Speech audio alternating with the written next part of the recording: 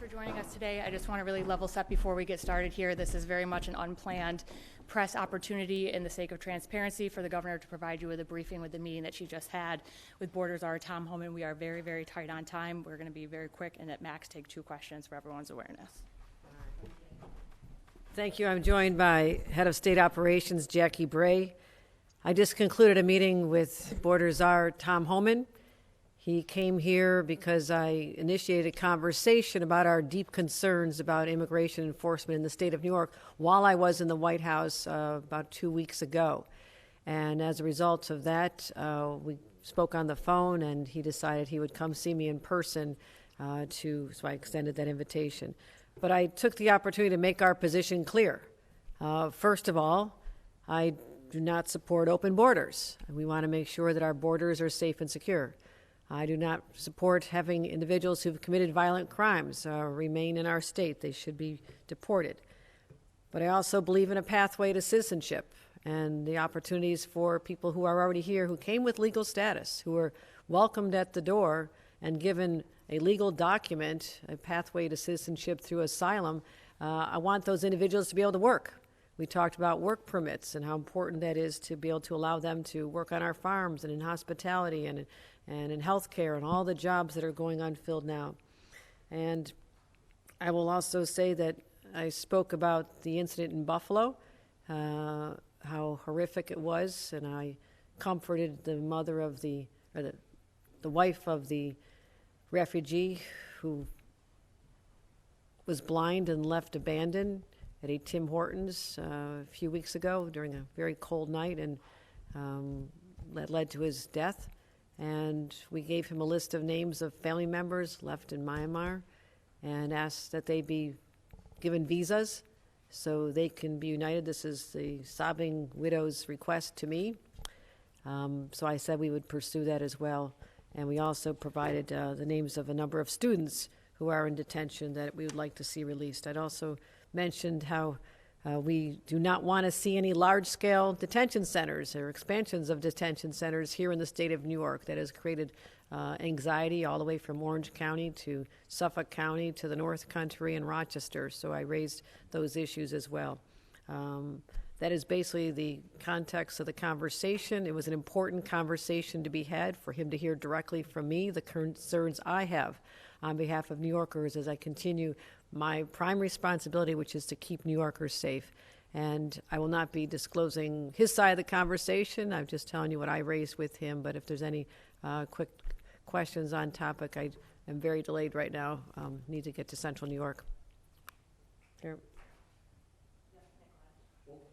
Obviously, you're not going to raise what Mr. Homan talked about, but was there any discussion about some of the guardrail legislation on deportations that have been negotiated and discussed? Not on the legislation specifically, but just conversation about what happens after people have served their time in our prisons. And yes, we have a path where someone has committed a crime and served their time that we already are we already do as current law. Have them removed by ICE. That is the law that's been in place for years. And we had a brief conversation about jails, but I was not getting into specifics about the bills I've introduced. That is something we will do here in the state of New York, independent of Washington. Previously, you said that the president's people have assured you that they won't send in, Minnesota-type enforcement to New York unless you ask for it. Is there anything that happened in this meeting that changes that? Did you discuss that at all with Mr. Homan? Yes. I did raise to reinforce the president's position. While I had his Border Czar with me, I said, as you know, the president in the White House, when I was there a few weeks ago, did say that he would not engage in a large-scale surge in the state of New York unless Kathy asked. And I can once again reassure all New Yorkers that request will never occur. So I reiterated that to him just as a reminder that is the state of affairs as a directive from the president, that they are not going to have a surge anywhere near what we've seen in other states here in the state of New York. Did he give you any indication that he agrees with that assessment? I felt he did. Governor, Jackie, we're able to stay and take a couple additional questions. We generally have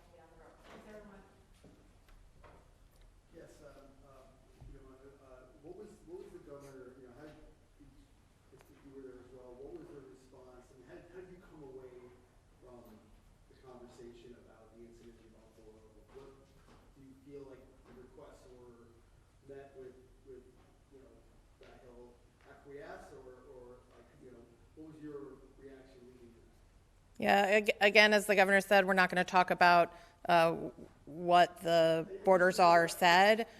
They did take, he and his staff took the list of family members and are going to look into whether or not that's something they can do. Just so we're clear, why not mention this is a public official on a huge national issue? The governor meets with them. Why is that being kept in secrecy? Why not say what his reaction was? It seems it's a huge matter of public interest. Why would that be kept out of the public eye? Certainly don't think that's what we're doing. We just walked out here to talk to all of you. I think that there was obviously what happened in Buffalo was a tragedy, and I think that the governor and Tom Homan agreed that what they are both interested in is in public safety, and certainly what we saw in Buffalo was not an act of public safety. I think there was agreement on that. Did he agree to what she asked? Was President Trump aware of today's meeting? Yeah, Director, did the Border Czar talk at all about the change in leadership at DHS? And if so, did they discuss the governor's concern that change in leadership could potentially affect the federal, immigration surge in New York? Certainly both acknowledged that there was a change in leadership at DHS at the beginning of the meeting, and the governor reiterated her position, as she has every time, that there is no need for a surge of federal officers in the state of New York, no need for an expansion in detention. I don't think that there's anything coming out of today that changes our position or our belief that right now there's no plans for a surge. Was President Trump aware of today's meeting, and did he make any intent or any opinions known in the meeting? I know you can't talk about what Homan said, but was his presence felt in the room, the president's? I don't know if the president was aware of today's meeting. That's a question for the federal government. Jackie, the governor has previously said that the 287G agreement, specifically with the jails, is a precursor to building up jail capacity and is part of the surge tactics of the federal government. Based on the conversation that occurred today, does the governor have also reassurances that those jails are not in place since a surge is not coming, and therefore is it the administration's position that that needs to be part of the package of legislation that the governor hopes to pass? Let me be really clear. What I walk away from this meeting is that there's no surge currently planned. Right? I don't, there were not assurances beyond that.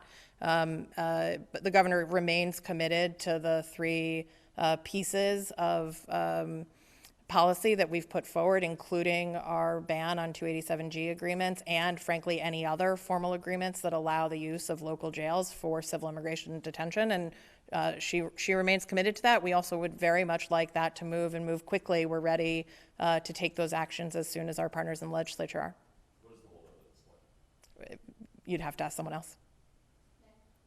Just as far as the Hochul administration is concerned, the mere fact that this meeting was held, that Mr. Homan was on the phone, and that he physically came here to Albany, does that at minimum send some sort of message, and what is kind of the takeaway of that message? Governor Hochul has, I think, been really consistent for 4+ years now. She's willing to meet with anyone who is willing to hear her out on what's important to New Yorkers and what's important to her as the leader of New York. And so she was encouraged to talk to Tom Homan coming out of her meeting at the NGA at the White House, and he suggested that he come to New York, and she was happy to take that meeting. So did he promise that something like what happened in Buffalo won't happen again? No promises were made in the meeting, and I'm not going to talk further about what he said in the meeting. And then also, is there any, just the proposal of the governor's is supposed to sunset in July 1st, 2029. I'm just curious why you would want to take those protections farther than July 1st, 2029. I think the vast majority of Americans and the vast majority of New Yorkers have seen that under this president and this administration, the abuses we're seeing from ICE and CBP are frankly unprecedented. Those measures are meant to protect New Yorkers from those abuses. So for this meeting today, did it give you reassurance that those things should be temporary still? Is that the right way to go? I think that will play out in the course of negotiations with the legislature.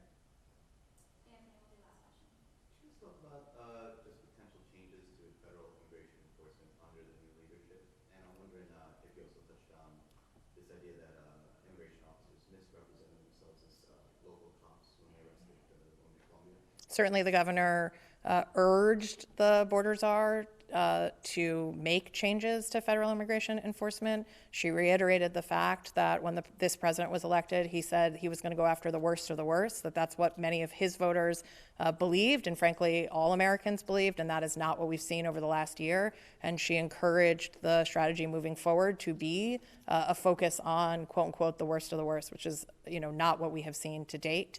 The incident in New York City at Columbia did not come up.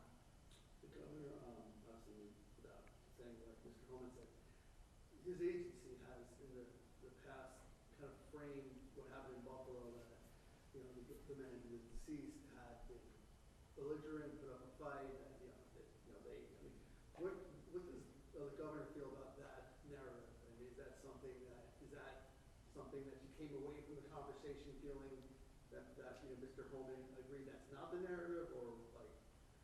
I think the governor approaches situations like this on an incredibly human level, and I think people who know her know that. She sat with the widow and held the widow as she sobbed into her arms and told her about her husband, and looked at the child that has been left without a father. And I think that what the governor takes away from what happened in Buffalo is that it is an immense tragedy on a human level for this family, and as a matter of policy should never have happened. Thank you.